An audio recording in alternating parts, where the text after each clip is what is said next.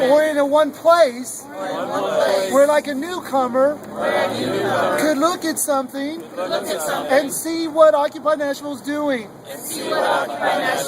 without watching 100 hours of videotape and reading 5 million words a minute.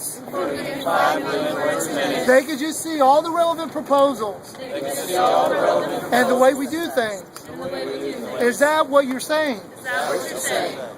That's exactly what I'm saying. Okay. That's not all I'm saying, but Okay. that section, that's exactly what I'm saying. Okay. Okay, so with concerns have already been brought up that this might be something that we've already passed through. That in mind, are there other concerns that people would like to have addressed here?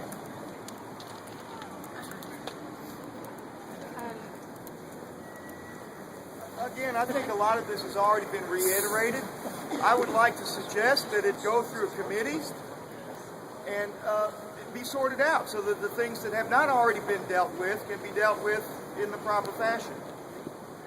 That's what committees are for. So just to clarify what that would look like, it would be, so folks like the tech team that's already building this system would build the system and come in and present it. She said something a minute ago. And the continuity. Yeah, the continuity, which I can give you her contact info if you don't have that, if you're not on the outreach email loop. So yeah, the continuity group that Lynette heads up should definitely be involved in this process. And as far as tech team goes, I love tech team. However, to my knowledge, they've still not addressed the issues that we were talking about a month ago, which involved them opening their doors to more members. So I would really hope that if tech team's going to take the lead in documenting our organization, that they, follow up on what we've talked about in the past. But you're saying that this could be a process which the working group just do, and we've already given approval for them to do it, so we can just let them do it. How would you feel about that if the working group just take this and create, and then maybe present it back as an announcement to GA? I think we're stuck at the point. What I've got here, is it already passed through GA or is it not? If it's not, we've got to pass it. Then we'll talk about implementing. Well, we're hearing several voices saying that it has been passed through GA, but two parts. The one part being about speaking on behalf of Occupy Nashville, and the second part on documenting past proposals. We've already authorized this group to do that, so now we just need to implement it. Okay. Does that sound about right, folks that have... I heard her say, I'm sorry, I missed that. We had an agreement that we would take minutes. I didn't hear anything said that we would document resolutions in the fashion that I'm talking about here. Has that been agreed to? That's my impression, but I can't prove it, that we were going to have approved proposals on the website. So in the light of this, if we're uncertain, we could go and especially focus on that section and work as a group to pass that, to deal with that. Does that sound good to you, that we deal with that first section of your proposal? And what are we going to do with the rest of the proposal? It's just treat it as already policy. No. Okay. You want to pass it over? I won't pass this proposal. Okay. Because I don't know, but you're saying I don't know if it's out there, but we're going to throw it away anyway. Right. I don't know. Okay. Are there other concerns with this? So we're moving through with the entire proposal. Are there other concerns? Yes. Well, I think this is a perfect point as to why we need something like this, because well, we did this already, but nobody seems to know. So let's do it again.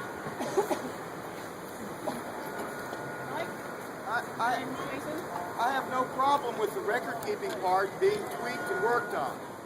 What I don't think needs to be readdressed is the language that people may use representing the group. We've already addressed that. So the bill, what he's proposing is rehashing Governor's argument, with the exception of technical law, which he definitely needs to tweak. Do you see there being any danger with readdressing the second part? I mean, are there problems that could arise with doing that? Or is it just that it's unnecessary?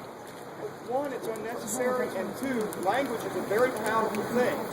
And I have not fully read the language in that document, but I do not, for one, want my tongue tied. Because this is about everyone's voice. Even people who may not represent the entirety or a majority of the group.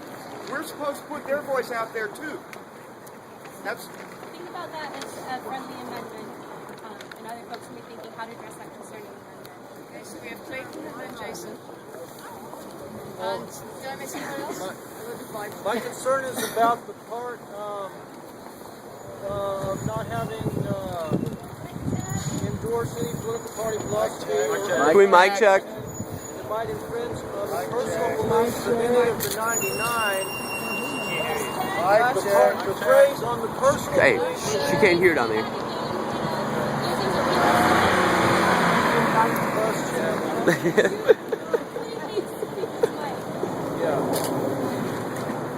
For anything to infringe on the personal beliefs of the 99, you're saying here that we can't endorse any philosophy, religion, or other type of faction that might infringe on the personal beliefs of any of the 99.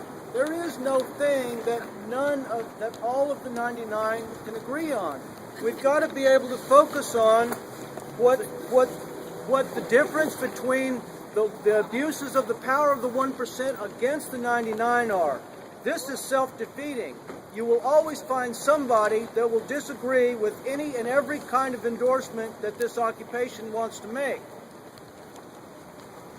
For instance, the number one lobbying power in Washington by far, by a long ways, is the medical establishment.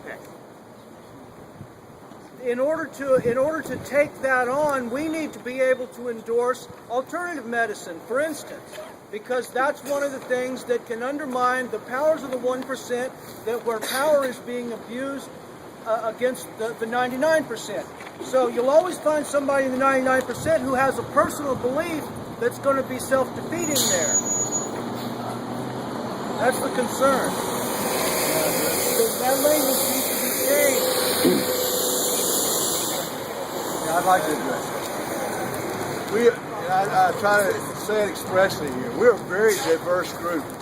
We have a lot of wants out there that we can't agree on as a group.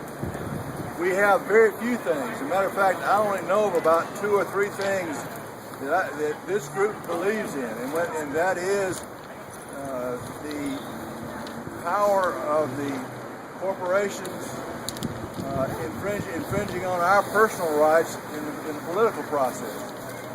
And we all agree. I've seen that come to GA consensus here. It's a fundamental part of GA of the Occupy movement. That is something we all in Occupy agree on. That may be not the full spectrum of all the issues, but that is a central issue that we all agree on. And I'm agreeing with you that we'll never get a group of people that represents the 99% that will agree on everything. We'll only agree on a very small part of that, and that's what we should consider as the Occupy Nashville or Occupy movement beliefs.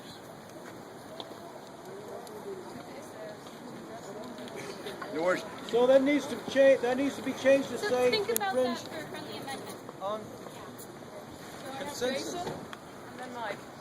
My concern is just that I feel there's way too many things in this proposal for us to ever all agree on it and pass it. My concern would that be actually be split up into the smaller items and those be made as proposals instead.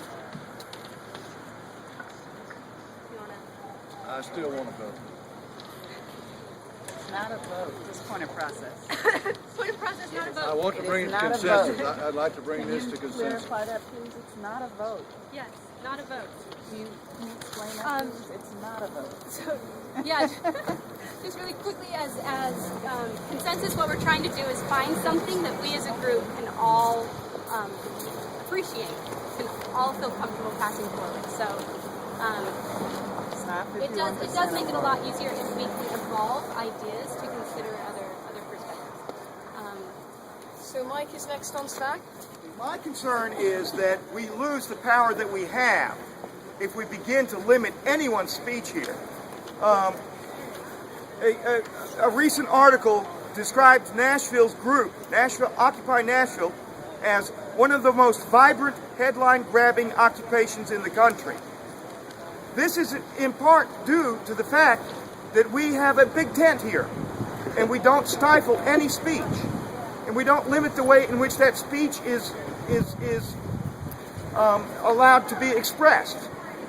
My concern is some of the language in your proposal could be used to stifle that speech, and I can't back it because of that. I'm drawing a distinction between your personal speech, which I certainly don't want to infringe on, and the speech of Occupy Nashville.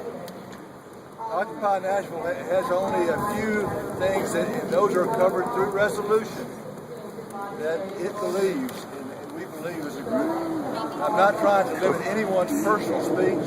I'm just saying that when you represent Occupy Nashville, you need to speak to the resolutions or the decision-making process. Could you give an example of when a person is representing Occupy Nashville? So, for instance, if they're posting on Facebook as an administrator, if they're speaking to news, I really think this has come up before in my conversations and around this plaza.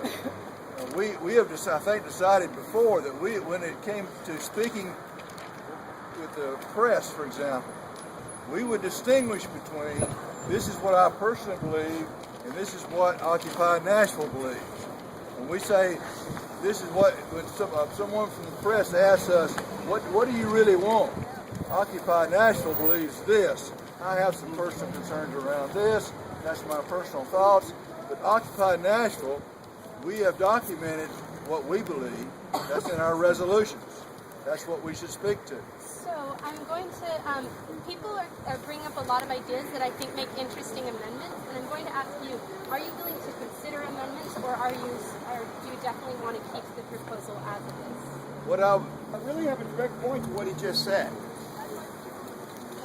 The purpose of Occupy Nashville is to provide a platform for the 99% whose voice doesn't get heard.